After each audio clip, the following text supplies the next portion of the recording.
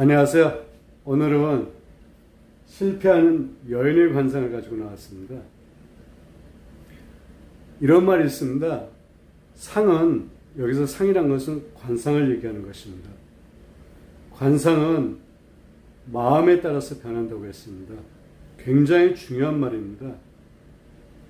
마음을 어떻게 쓰느냐에 따라서 이 상이 변한다고 하죠. 그래서 항상 마음을 바르게 쓰셔야 됩니다. 저한테도 해당되는 말입니다. 저도 마음을 바르게 쓰기 위해서 굉장히 노력을 하고 있습니다. 관상의 핵심입니다. 전체 관상에서 눈이 가장 중요하다고 제가 강조하면서 말씀드려도 가장 핵심은 상은 마음에 따라서 변하는 것입니다. 그래서 마음자리를 잘 쓰게 되면 운명이 단박에 어떻게 변하지 않더라도 서서히 조금씩 변하고 자기가 뜻한 바를 이룰 수 있는 것입니다. 다시 한번 강조해서 말씀드리지만 관상은 마음에 따라서 변하는 것입니다. 저도 과거에는 변하지 않는다고 생각을 했습니다. 하지만 많은 사람들을 살펴보고 관상을 공부하다 보니 마음에 따라서 관상은 변하게 되어 있습니다. 자, 그러면 첫 번째부터 10번째까지 한번 살펴보겠습니다. 첫 번째는 이마가 너무 높고 발재가 높으면 좋은 것이 못 되는 것입니다. 이마가 이렇게 굉장히 높은 분들이 계시죠?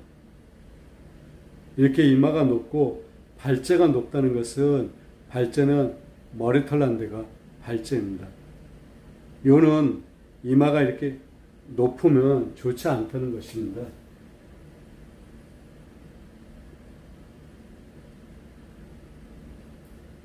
이게 높은 사람들은 실패할 확률이 굉장히 높습니다.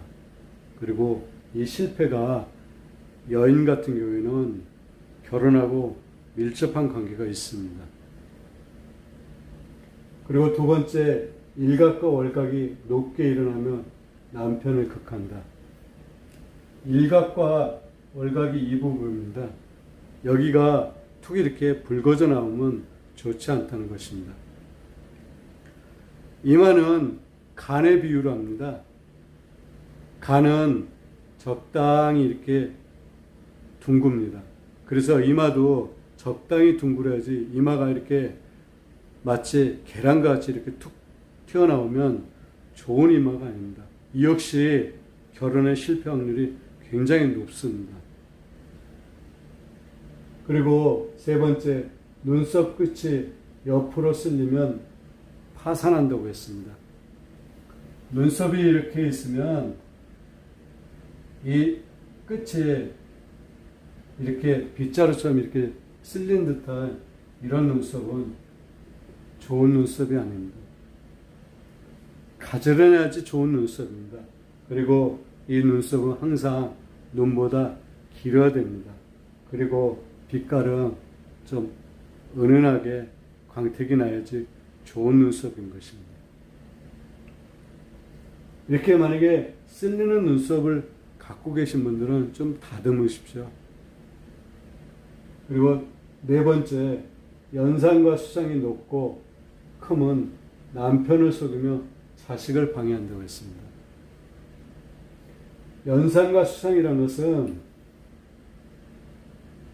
코가 이렇게 있으면 코는 재배꿈입니다.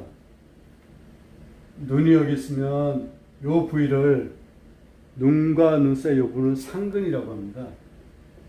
상근은 산의 뿌리란 뜻입니다. 그리고 이 부위가 연상입니다. 그리고 이 부위가 수상이고요. 그래서 연상과 수상이 있죠. 이 부위를 준두라고 합니다. 여기를 뜻합니다.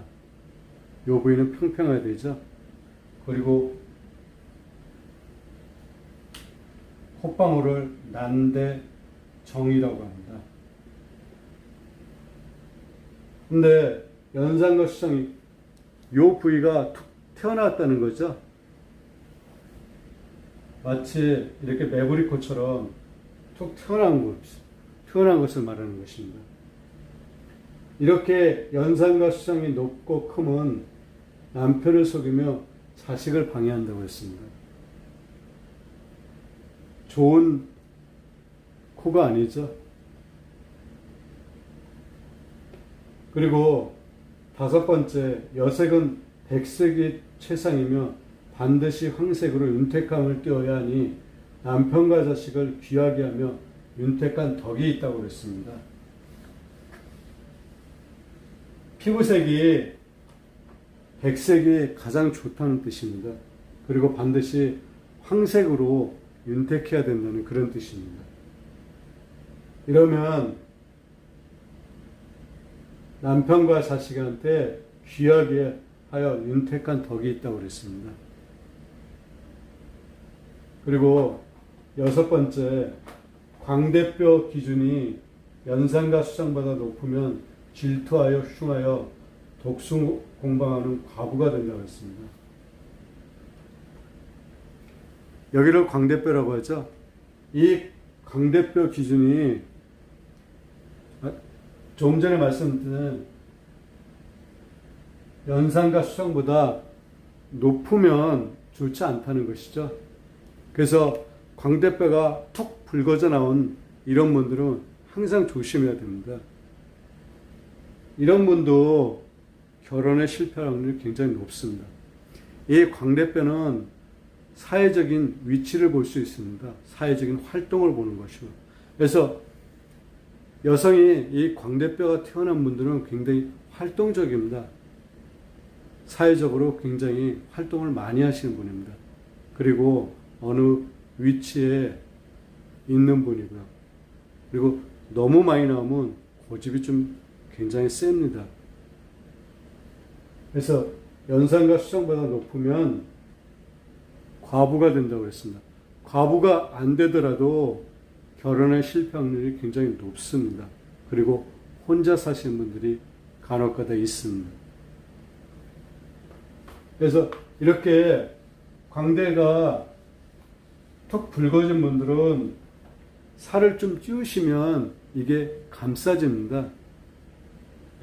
그러니 살을 좀 찌시는 게 좋은 것입니다. 그리고 7번째, 간문이 꺼지면 이별수가 있다고 했습니다. 간문이란 것은 눈 요 부위를 간문이라고 합니다. 눈썹, 눈 끝을 얘기하는 거죠. 눈이 여기 있으면 요 부위를 얘기하는 것입니다. 이 부위는 처첩궁이라고 합니다. 처첩은 부부와의 사이를 보는 것입니다. 그래서 이 부위가 움푹 꺼진 분들이 계십니다. 이 부위가.